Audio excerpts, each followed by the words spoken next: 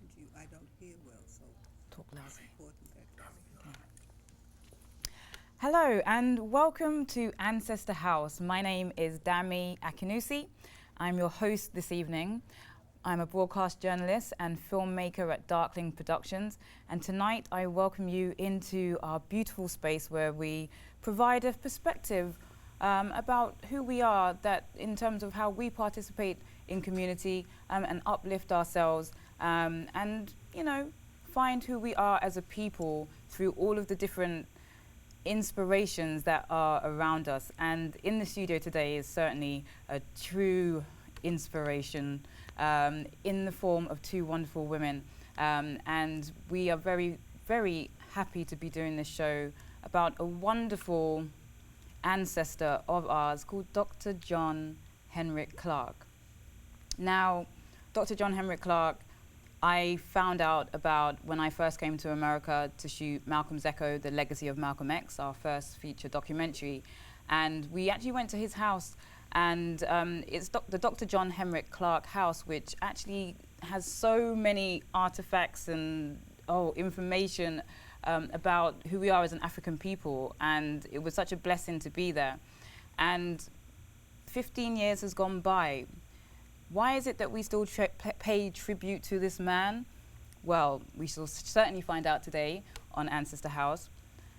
I would first of all like to read to you something that makes me feel wonderful when I think about Dr. John Henrik Clarke. Let me see. In fact, excuse me as I find it. That's not going well. Well, let me tell you, to come on into Ancestor House, I'll find it. As you make a cup of tea, pull up a seat. This is Ancestor House. My name is Dami Akinusi. See you on the inside. Come on in.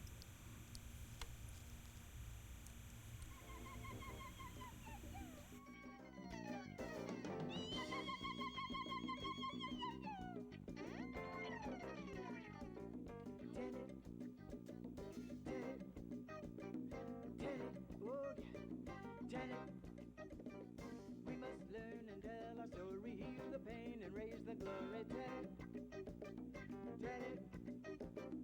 We must learn and tell our story, heal the pain and raise the glory. Tell it.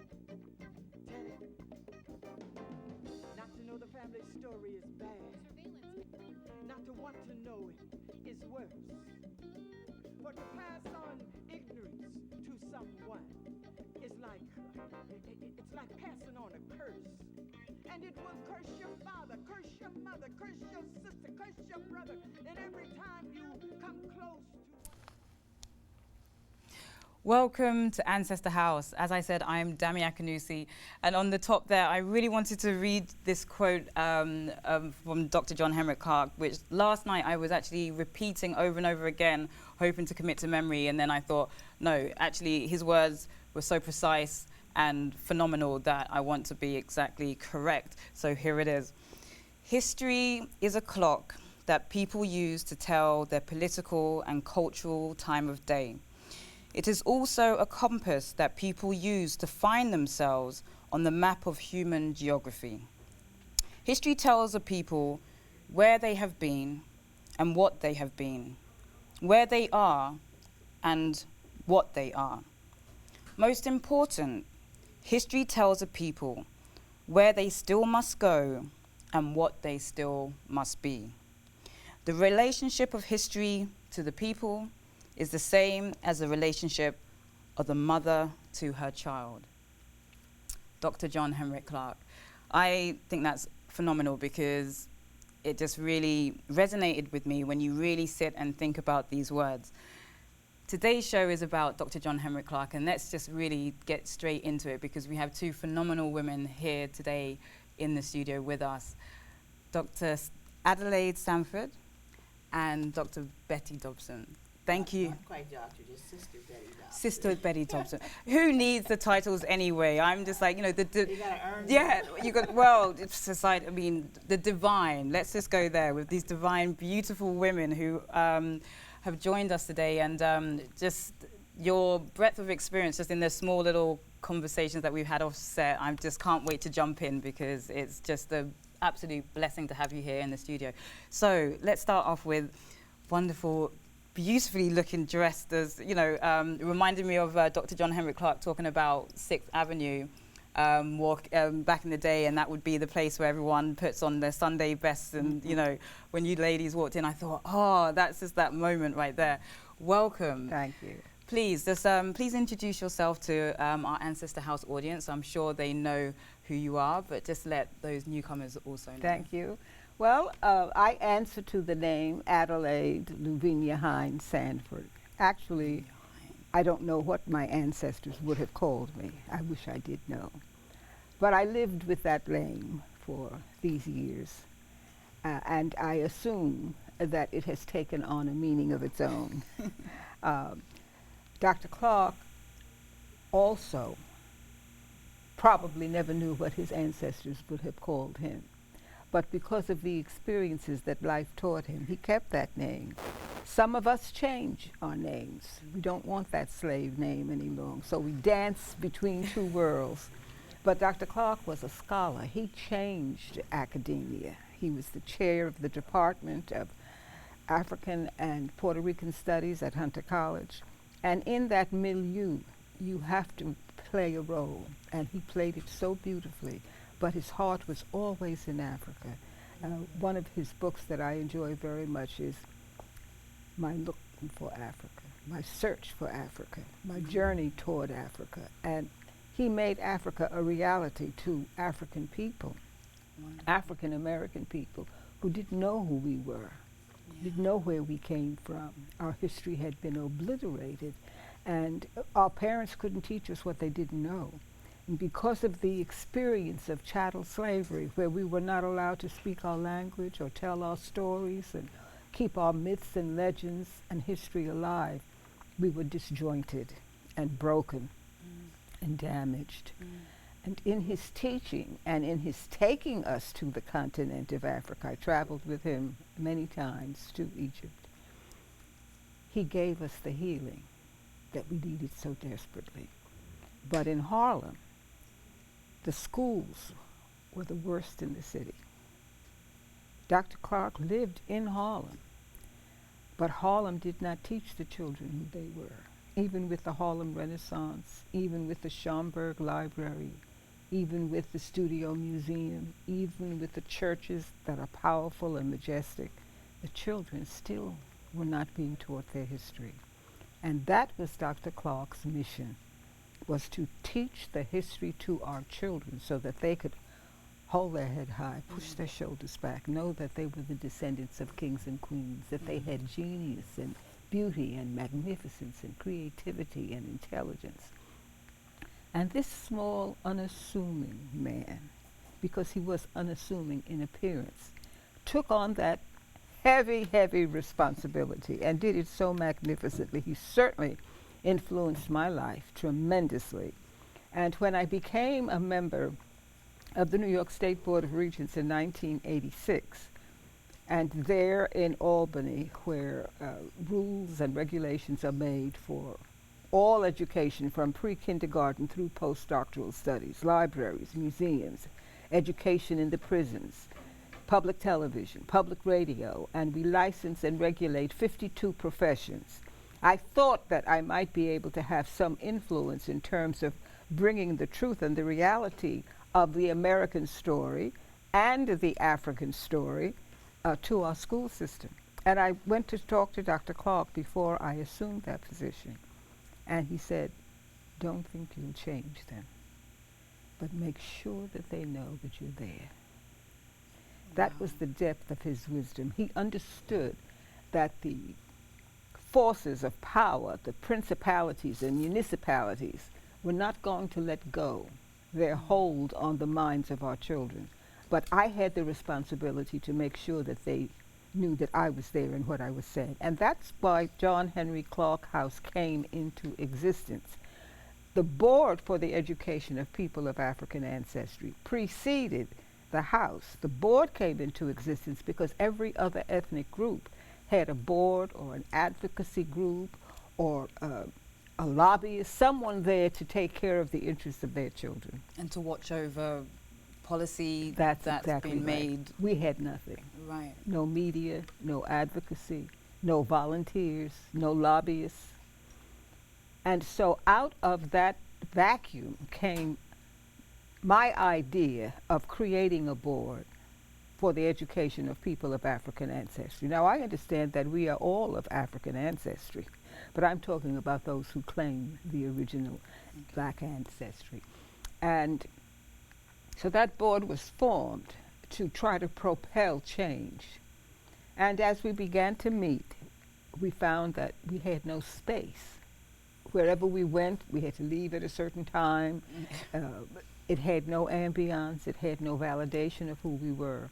And it was my husband who suggested that we try to find a building that was ours, close to where Dr. Clarke lived. Wow. And that's why John Henrik Clarke came into existence as an institutional base for this board. And it was because of Dr. Clarke's theory of economic control. He was a great economic person. He felt that we should own property. He was so thrilled that we bought that building. He said, buy more. He said we should have factories to manufacture our own shoes. He had a great economic understanding of the power of ownership. The house was named for him for that reason. That's so beautiful. That's so beautiful. And, you know, everyone should go and visit Dr. John Henrik Clarke House. And in a way, he's, you know, all of those things, but as well, like a marketeer, a brander, because we're now talking about Dr. John Henrik Clarke House, and we, for, you know, will always be. And that's such a wonderful thing because, you know, we pass that knowledge on to others. Oh, that's beautiful. Thank you for that introduction. Wonderful. And Sister Betty Dobson, please tell us more about yourself. I know ChemoTap is the organization that you co-founded and chair. That stands for, which I like. The Committee to Eliminate Media Offensive to African People. Right. So important. So important. So please explain a little bit about who you are and in connection with Dr. John Henrik Clarke. Well, I guess the best way to explain who I am is to talk about some of the things that I think are important, the things that I try to participate in. So I'm going to start off by talking about the fact that on the 28th, Sunday the 28th of this month, which is July, we will have a tribute to a 15-year tribute to Dr. John Henrik Clarke. For the past 15 years, I have participated in these tributes. It's been a highlight of my existence to be able to do so. And not only do we bring the community leaders and activists together to pay tribute to Dr. Clarke, but we invite the entire community to come in to these free programs. This is going to be at Boys and Girls High in Brooklyn, 1700 Fulton Street in Brooklyn on Sunday the 28th at 2 p.m. But we also give the community an opportunity to express how they feel about Dr. Clarke and the impact that he had upon their lives. Now, as co-chair of ChemoTap, it's been in existence for 26 years. We sort of monitor both electronic and print media and try to intervene when we can to see to it that we are portrayed, African people are portrayed as whole human beings with whole lives, you know. So that's a part of it. And then I did at one time, I was the public relations director at Harlem Hospital for 15 years, quite a few years ago. And then I ran a beacon school in Southeast Queens for 13 years. So you pile all those years up and you will see that Betty Dobson has been around for quite a while. But I guess I would say that the thing that I do, or the thing that I want to do with my life, is to serve the interests of my people. And you know, that's exactly when we think about how Dr. John Henrik Clarke is resonating amongst us. It is about serving the people. And when we look at who he is as a person that we, well, not just pedestal, but in terms of like what he's done in terms of his contribution, I think about the freedom and equality, unity, education. How much have things changed? Like now we're talking 15 years on, and when people come and talk about Dr. John Henrik Clarke, for the young people, how do you have him resonate with them? What is it that makes him that relevant in the 21st century when things are different from his time and the time that he speaks about in terms of when he grew up?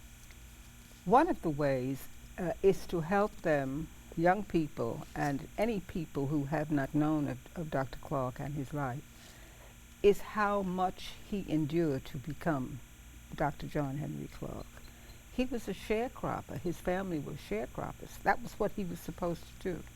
He was not supposed to have become an educated man. He self-educated himself in terms of the history. And very often today we are lamenting the fact that it's not taught in the schools. It wasn't taught in his school either.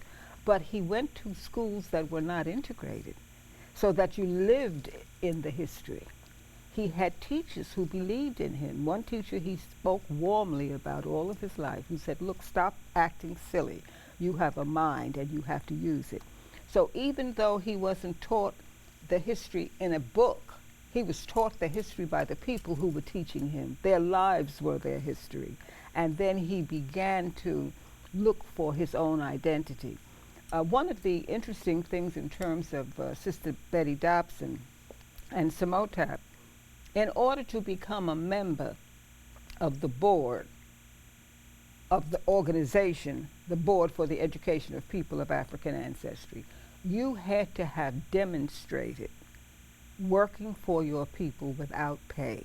If you had a job that you were working with our people, but you were paid for it, that would not allow you to be a member of the board. If you had to demonstrate that you had voluntarily, of your own time, your own intelligence, your own tuition, your own money, your own resources, your own time, devoted a part of your life to the advancement of our people. So it was a natural that Betty Dopson, as co-chair of Samotap, would be a founding member of the board because she met that criterion.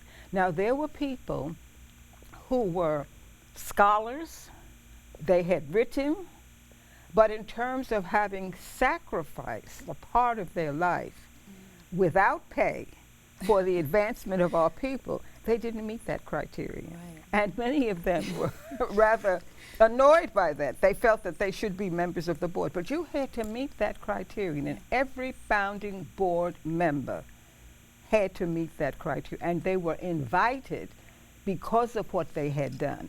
Because if you work with people that you have to always remind them of what the mission is, you spend a lot of time explaining and saying it over again, and then they relapse. Right, but if they right. have already demonstrated that commitment. So Mrs. Dobson was a founding member. Everyone who was a founding member was not a scholar, but they were people who had worked with our people, and there were some who were scholars.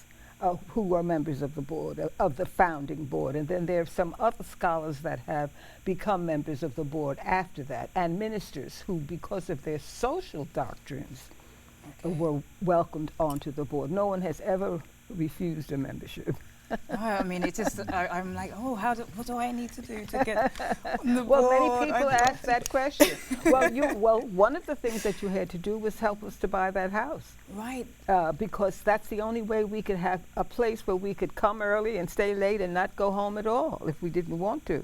And we could speak our own truths. And every Egyptologist from across the nation and from overseas, when they come to New York, or when we bring them to New York, they come to speak to people at Clarke House who would never hear them because they can't go to Cornell, or they're not invited to Columbia, or they can't go to the University of San Francisco. But when Wade Noble comes from California, he comes and speaks at Clarke House. When Asa Hilliard would come from Georgia, he would come and speak at Clarke House. When James Turner comes from Cornell, he comes and speaks at Clarke House.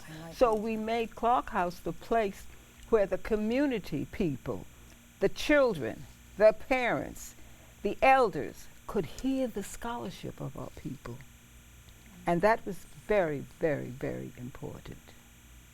And still is important. That's the legacy, the education, and to know that there's a home that, as you said, you know, has that overseeing and is able to say that, you know, we understand the bigger picture and we will monitor what society is projecting out, saying that you must participate in, which leads as well into the media being one of the biggest forces in that.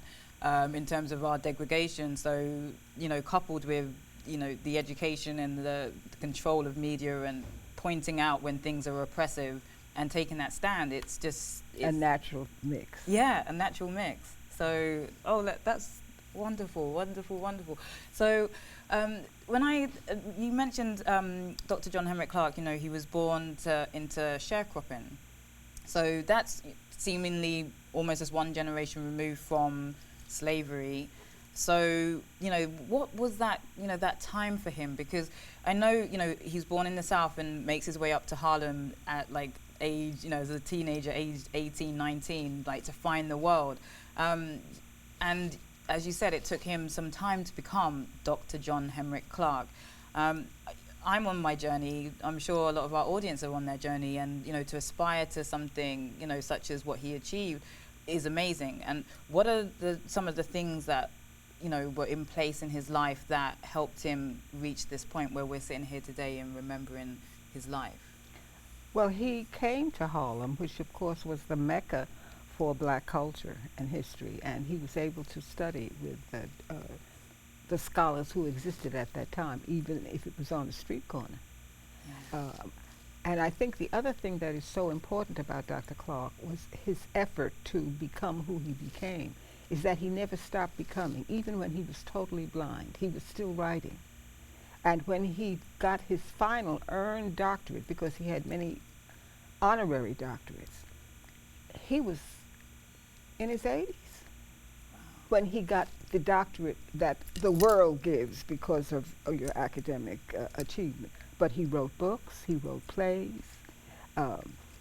He was a masterful speaker. He could talk for 2 and 3 hours in a hypnotic trance. His audience would be listening to him without a note. He had a remarkable memory, dates, times, places. Putting it all together so we could understand the situation that we're in. I can remember sitting under the boab tree in Egypt, just listening to him spin these tales of life. And they were strengthening. Words are strengthening.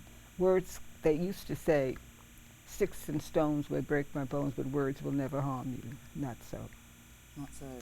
They can break you if you hear only the negative words. But he replaced that negative image of disadvantaged, culturally deprived, at risk, endangered species, all of those negatives, and brought us the brilliance of our people.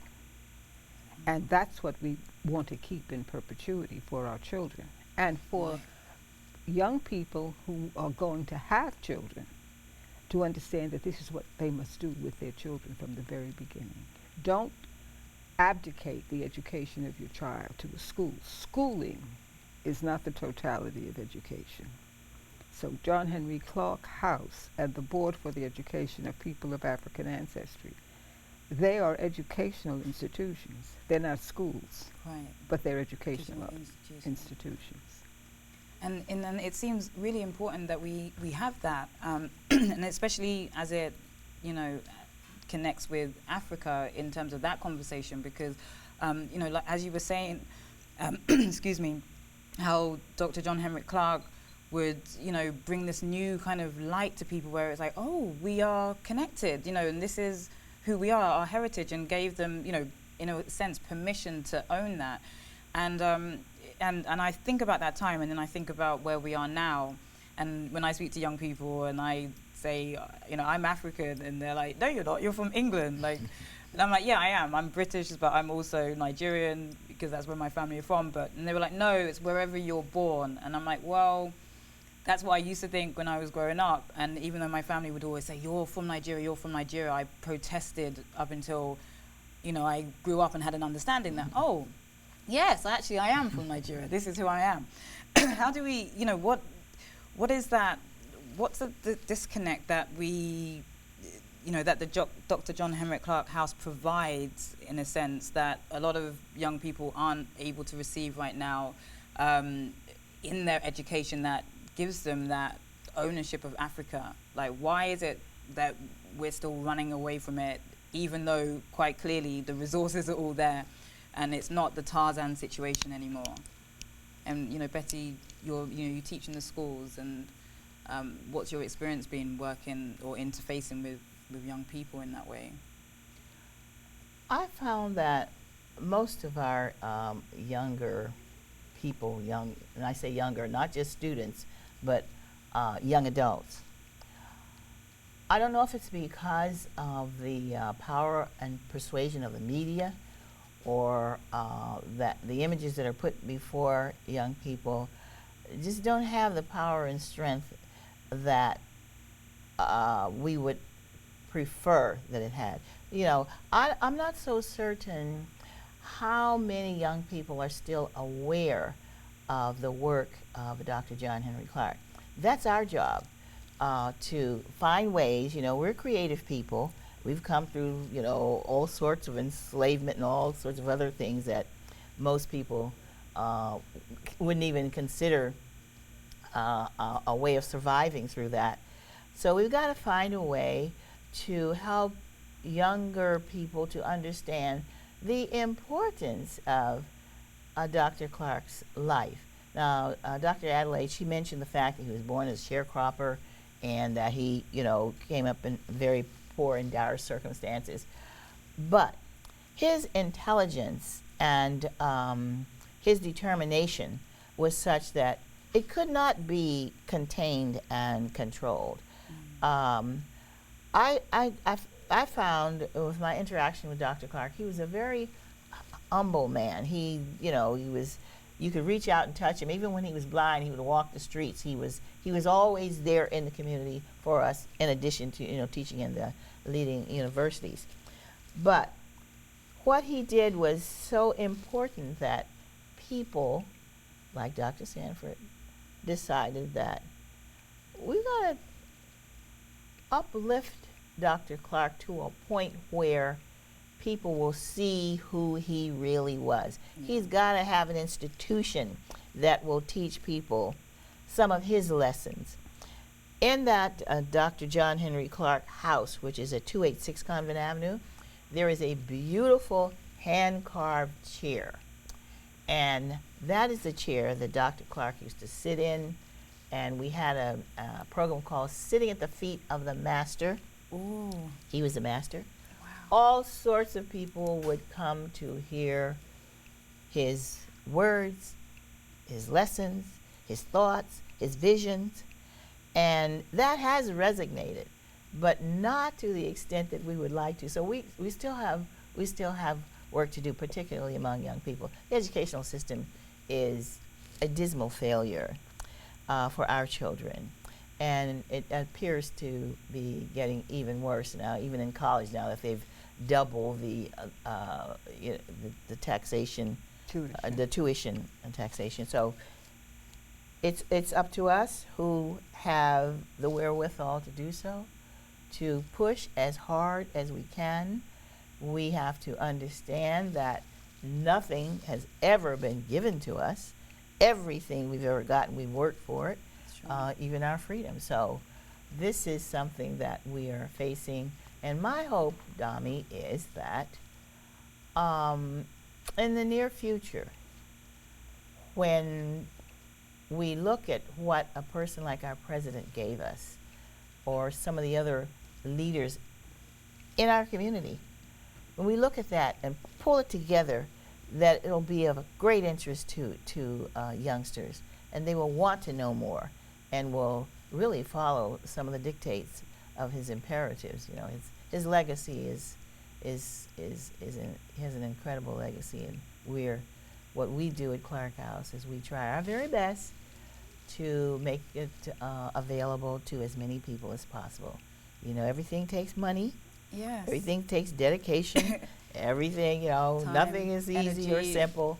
Absolutely. But if we are willing to make the sacrifice, and we have been making it for many, many years, Exactly. that's our desire. And just to mention as well that this event is a free event on Sunday the 28th. Most of our events are free. And at Clarke House, we've had all sorts of training programs for students, parents, teachers, principals, and superintendents. That has taken place right up in Harlem at 286 Convent Avenue. And when Dr. Sanford and her husband created, purchased Clarke House and what have you, it kind of morphed into a community sanctuary where people would gather and discuss issues in a relaxed atmosphere. And because they know how to decorate, that place is fabulous. They all got wonderful So furniture and what have you in there. And it's a very lovely place in order. It's a place that encourages ideas and discussion. So how would a little man from the South, who had nothing, I understand, I used to hear him talk about walking bare feet for so many miles and what have you. He is now an icon. He's in our lives, and it's up to us to keep him alive and keep his work alive. And we're hoping that everybody will show up on the 28th to help us to celebrate the life and the legacy of this great man. Wonderful. And once again, that's at Boys and Girls High School, and that's Bernard Gassaway Principal. Yes. Is that what's Bernard that? Gassaway. He's the principal of the school. Oh, he's the principal. I'm Yes, sorry. mhm. Bernard Gassaway Principal. Okay. So, and that's 1700 Fulton Street in Brooklyn, and that's for people who need the zip code 11213. You can also get further information and call 347-907-0629. And if you didn't get that information, don't worry, we'll tell you again before the end of the show, so you can make sure that the 28th, you strike that out in your diary right now. If you go to church, it'll be just after church, 2 p.m., for you to get yourself down there to enjoy the legacy of Dr. John Henrik Clarke. Now, I'm really excited because when I spoke to Betty, Sister Betty, before the show, we talked about the Dr. John Henrik Clarke house, and I remembered the first time I ever went there, which was when we interviewed Dr. Jeffries as part of the film Malcolm's Echo: The Legacy of Malcolm X. And it was actually a journey that, me and my colleagues, we were here, we were actually just filming the commemoration, which happens every May 19th up at Malcolm X's grave. And that was really the center of what the piece would be. All I knew was I really want to find out why, after 45 years, people still celebrate Malcolm X's life and take that as an official holiday, even though it's not, it's not, on the actual American calendar. And in that journey, obviously, when you speak about Malcolm X, it ties into Dr. John Henrik Clarke, and we found ourselves at the house with Dr. Leonard Jeffries. And so I found this piece, which I, edited quickly together just to show our audience a little bit inside the house. So this piece is at Darkling Dammy, about town, and in this episode I go to Dr. John Henrik Clarke's house. Please play the roll in.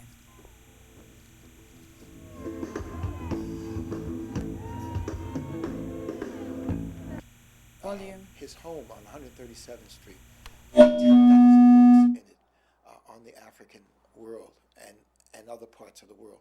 So clearly this was an enormous individual coming up from Alabama and Georgia. And so he became a world figure. And so that path he outlined in terms of African-centered education and organizations to support that, African Heritage Studies Association, National Council for Black Studies, the Association for the Study of Negro Life and History, he became an important factor there, and other organizations. All right, well, let me know what your program is Friday and Saturday. Maybe I can catch up with you. All right. It's graced by a wonderful picture smiling of El Haj Malik El Shabazz. This floor also includes the king room for Dr. Clarke. He was made a chief in Ghana, and so we have his king's chair in the room right next to this. And on the top floor are the offices of the Board for the Education of People of African Ancestry. Throughout the house are African images and African culture, paintings, carvings. My wife and I have 60 pieces of our African art collection here.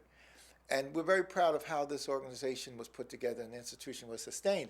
The community got together, and strategic members of the community, and they decided they were going to put in place an institution funded by themselves, sustained by themselves, and that's how the board was born, to monitor education of our young people and to give inspiration across the country to others to do the same.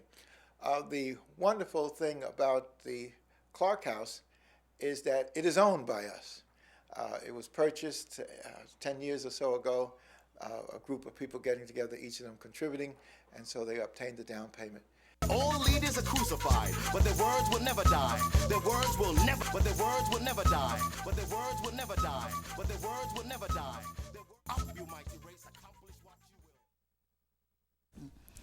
So that was a little piece shot back in 2006. Before I personally had HD, HD camera, and it's just great to have pulled out some footage. And I was just looking, through some archive and just saw just these beautiful shots within the house, and it's so beautiful. And I was thinking people must go here and just to see and feel the vibe, and just to know that all of these amazing people have stepped foot inside of this space is just in itself amazing, and it feels so great. So congratulations for seeding that idea and bringing that together. And it's so beautiful. I mean, when you saw that, I mean, you're there, I guess, quite a lot. So it's like, it's just something you normally see. But it's just 2006, and here we are today. Well, there is a message for our people, because when we were looking, we didn't necessarily have funds. We didn't have a benefactor. We didn't have a 501c3, but we had a vision, and we kept working toward that vision. And when we saw this house, there was something about this house that our spirit claimed this house. The board members, those founding board members, from their own personal resources, put up the money for the original down payment. And then my husband let us borrow some money to complete that down payment. When we looked at that house, the broker said, well, the person who's the executor of the estate is very difficult, because she was a person who would buy houses, do them over, and sell them. And she had been trying to gain access to this building because it had never been remodeled. The original woodwork was there. The house had not been carved up in any way as many of the buildings had in Harlem. But she couldn't get along with the executor of the estate. So she said, do you want to talk to him? So I said yes. And so I went with the lawyer to meet the executor of the estate, because the original owners were both deceased. It turned out I had been in Kemet with him. Oh, wow. And he said, for what you want to do with the house, because I described what we wanted to do. We wanted to have an institutional base where we could celebrate our history and our life and our culture and teach our people. He says, not only can you buy the house, we'll take back the mortgage. Wow. And that's how we purchased that house. Then a very close friend, Susan Taylor, that I meet with regularly, we were paid the down payment, and we were paying monthly when we could. The executor never pushed us. When we had the money, we paid it. She said, how are things going? I said, oh, we're struggling. We want to pay for the building. We had already furnished it and painted and cleaned it, but we needed to own it. She says, I don't want you to worry about that. So from August to October, this group of women, not an organization, just a group of women, raised $200,000 and paid off the mortgage on that house.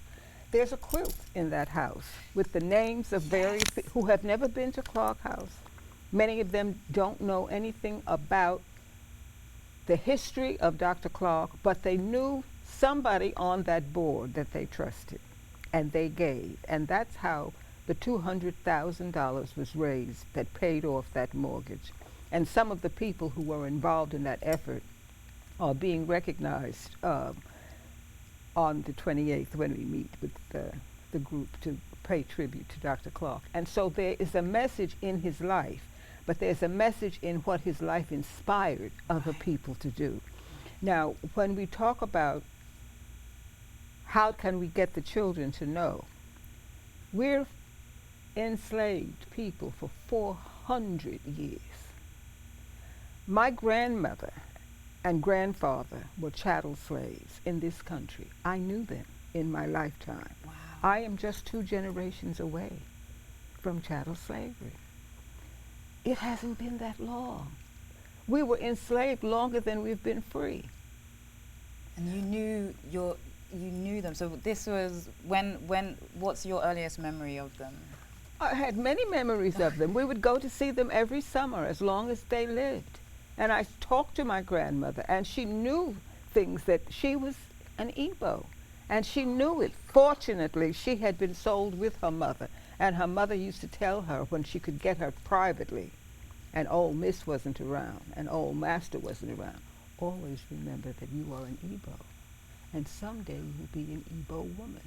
She didn't know what that meant, but she knew the circumstances in which it was told to her was important. Right. So she told it to her children, of whom I am one. So when we think about why don't the children know, think it hasn't been long. And such entrenched opposition to their knowing. I mean, laws that kept us from reading and writing. Scholars, Agassiz, Toynbee, Hegel, who wrote and said we had no history, we had no culture. So it's a miracle that we are here, and a part of that miracle is because of people like Dr. John Henrik Clarke, so that we're able to tell the story. But the hesitancy on the part of the power structure to recognize that not only is Africa the beginning of life for all people, but that they stole the minerals, the diamonds, the gold, and built their wealth on it, and stole the people. And when we tell our story, we tell their story. That's why. It's not just that they don't want us to know our history. They don't want us to know the story. When you go to the African burial ground, the question is, who put them there? Who worked them to death? Who broke their bones? Who took their children into child labor? Those are the questions that they don't want asked. So it's not just, why don't the children know? The forces that have been put in place to keep them from knowing. Absolutely. And therefore, our struggle is intensified. Now, during the Civil Rights Movement, the musicians and the athletes were a part of the movement. Harry Belafonte, Ruby Dee, Ozzie Davis, Lena Horne. They were all a part of the movement. They contributed their brilliance. Today, our performers and our athletes are not as involved. And many instances, because they're young, they don't know. If you have a chance to talk to a young rapper or a young athlete who is master of the ball, and you ask him about his history, they don't know, because the school didn't teach them, their parents didn't know to teach them. Sure. So it's a tremendous responsibility that we have. And the fact that Dr. Clarke inspired us to continue to try to keep that history alive, not just at Clarke House, but through pressuring the educational institutions, pressuring the people who are the legislators, appealing to our athletes and entertainers to support these grassroots groups that have kept the story going and have helped to make our children understand who they are and their brilliance, and keep them from killing each other. I visit the prisons. One commonality in the prisons is that the inmates do not know their history. I talked to the parents of some of the young men who have been killed by police and by each other, and I asked them, did you ever talk to them about what it means to be a black man in America? What it means to be the descendants of chattel slaves? And their answer is no. Without exception, the answer is no. They wanted to protect their children. They didn't want their children to be angry. all sorts of reasons, because the people who know the history are not angry. It's the people who don't know what the condition is. Yeah. So we have to break that barrier of, we know there are famous people whose names I could call, whose parents lived in the same community where the 4 little girls were killed, but they kept their daughter away from it, rather than help her to feel that she could have been a victim just as well. You Right, see, everybody's son is a Trayvon Martin. It's not an isolated incident. And so without that history of knowing who you are and how you got to be where you are, which is what Dr. Clarke helped us to know, we are so vulnerable. And the thing is, when you talk about the, you know, the system that is in place, I wonder if the system has a greater stronghold on us now than during the times when, with, you know, the civil rights, when it was so obvious that, you know, you saw the dogs being set on people, you saw, you know, the hosing down, but yet now, you know, everyone's like, oh, that was, you know, time gone by, and, you know, so many people come out still saying, oh, this, even racism, I hear other, you know, black folk, racism has gone away, or you're not still harping on about slavery, are you? I mean, even, you know, friends of mine, when we made Malcolm's Echo, and we talked about reparations, that for some reason, and especially even amongst, you know, black folk, were like, why are you, like, come on, are you realistically saying that we should carve up and give everyone their £1 million, dollars, or whatever, and just refusing to even acknowledge that there hasn't been any exchange of energy to say, like, you know, that was wrong. So we're now just moving forward as if, like, well, because it happened so long ago. But as you say, it's not. It's not that long ago. And in addition to that, when a person asks that question, then in turn, they should be asked, well, why did the European Jews get reparations? Why did the Japanese who were in internment camps get reparation? Why did the comfort women from Korea get reimbursement? Historically, that has been the pattern. That's the first answer. The second answer is because it's not over. It is not over. If you think everything is all right, visit the prisons. See what the pathology is in terms of disease, poor housing, lack of education. Any index that you take, the pathology index points to African Americans. How can it be all right? So when they say that, they don't know the history. And that's a part of why we're in the situation that we're in, because they don't know the history. The scars of slavery are still there. You may not have the Ku Klux Klan in a white robe, but they're wearing a 3-piece suit, and they're making the laws. We knew that we needed to vote because we knew we couldn't vote. We knew we wanted to ride in public transportation, public accommodations. So we had to work at that. We had to create a situation in which the government took a stand. When it comes to education, many people don't know that they don't know.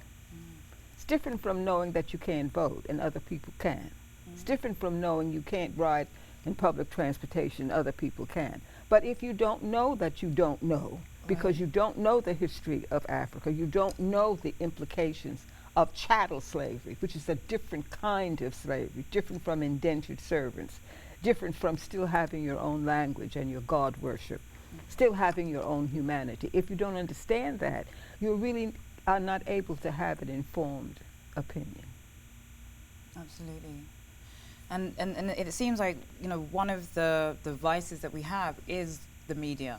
And, you know, Ancestor House, this is, you know, definitely an amazing platform to be able to, you know, present that perspective, our perspective, and, you know, include others in the story so that they can empathize or maybe understand the perspective that they just simply aren't being given, whatever race or however they identify themselves. So, you know, they're almost kind of intravenously injected with, you know, this dose of this is what the mainstream view is. And I mean, I even found coming to America, looking at news the news here really is not news. And we'd complain about the BBC not being as fair and balanced, but you come here and you're like, oh, the BBC is the truth compared to what they're saying, and some of it people just digest as if it's the truth, and it's so one-sided. And we know that maybe 6 companies own all of the media around the world, and so it's almost like there is no way to combat that. So when it comes to that change of perception, being there with CMOTAP and, at least being able to identify the stuff that is negative to us. But we're so, like, there's so much, Love and Basketball, like all these reality TV shows, which are real car crash black experiences, as if there is no other black experience apart from, like, when they get ready, they're ready just to pull each other's hair out and the weave and just perpetuating this idea that this is who we are, and this other stuff, like the Dr. John Henrik Clarke's and the education and the unity and the freedom, and people really putting in the work, and as you say, like the work for not saying I've just got to get my where it's all about the Benjamins. No, it's actually putting in the time and the energy, and there's so many of us doing that, but yet the balance doesn't look as if anything's happening. What in that respect, media, how do we kind of galvanize people to see media differently, or is it that we just have to create just more of our own to try and combat what's already out there? We should own media as if at all possible. It's prohibitively expensive. However, there's social media now that is enabling us to reach far more people, with the Facebook and Twitter and email and what have you. And young people are using that. Not only young people, people are using it to circumvent the fact that there's just, we're reported on in mainstream, so-called mainstream media in 3 areas: sports, crime, and entertainment. Those are the 3 areas that black people are reported on. And we ask people to, be discerning. Look at what is being portrayed about you, the person, in this thing that's called media. You don't have to watch these reality shows that you just mentioned, but they're very seductive. And not only that, people tend to watch them because it's another form of entertainment that they are unaware of. They haven't seen that before. TV has changed tremendously in the last 25 years. The things that are on TV now, the use of foul language, the use of sex, the use of violence, the blood and gore, that wasn't nearly as prevalent 25 years ago as it is today. But those that are in charge of the production of media, they feel that this is what grabs the public's attention, and apparently it does, and it certainly grabs the attention of our young people. However, our president, Barack Obama, taught us an invaluable lesson. He, under the radar, was able to become the president of the so-called most important country in the world. There is no way that he could have done this had he not been brilliant enough to understand how to use social media and how to make the best use of the internet and the information possibilities that exist there. We have to take a page from that book and look at that and use it, and many of us are using it.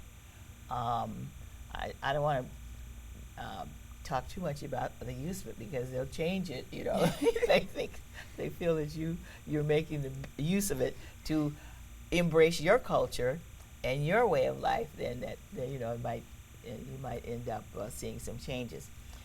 I do know that there are great efforts made by people, black folks across this nation, to provide information through their own media. It's a small newspaper, it's a local newspaper. It's a small radio station, and it's local. But at least it is there, and it can be used. And if you have like-minded people, you can be very effective in the use of social media to promote your interests. And that's what this is a way to go, I believe, for the future. I'm not negating,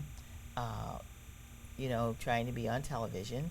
I'm not negating, radio programs. But I'm saying that we have to take advantage of what is available to us.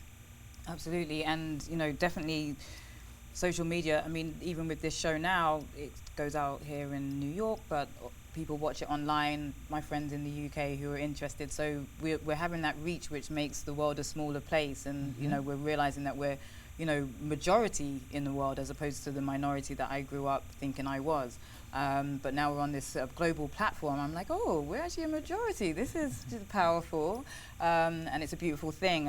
And so just as we close, just to remind everybody who, now that you have your pens, on Sunday the 28th, that they can go to the Dr. John Henrik Clarke tribute, the 15th annual tribute. Yes, I'd like to mention, Dami, that we had a great TV personality who was on television for many, many years, Gil Noble.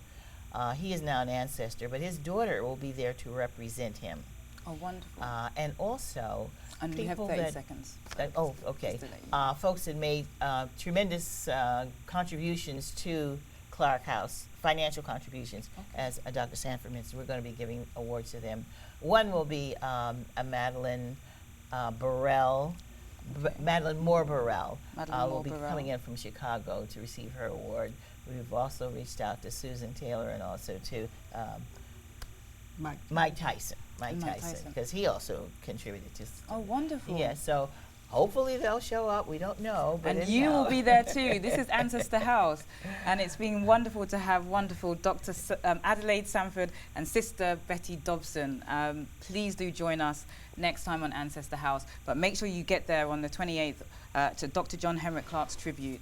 You must be there 2 p.m. at the Boys and Girls High School, 1700 Fulton Street. We'll see you there, and these wonderful women will see you there also. This has been Ancestor House. Until next time, Dami Akanusi. You can find me at Darkling Dami on Twitter. Use that social media. That's our future. So until next time, it's goodbye. Thank you. Thank you so much.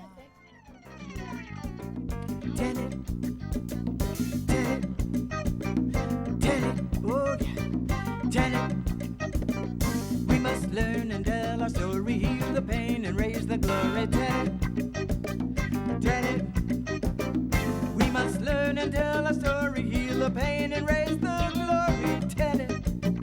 Tell it. Not to know the family story is bad. Not to want to know it is worse. For to pass on ignorance to someone is like, it's like passing on a curse. And it will curse your father, curse your mother, curse your sister, curse your brother. And every time you come close to one another, it will be there in between to separate.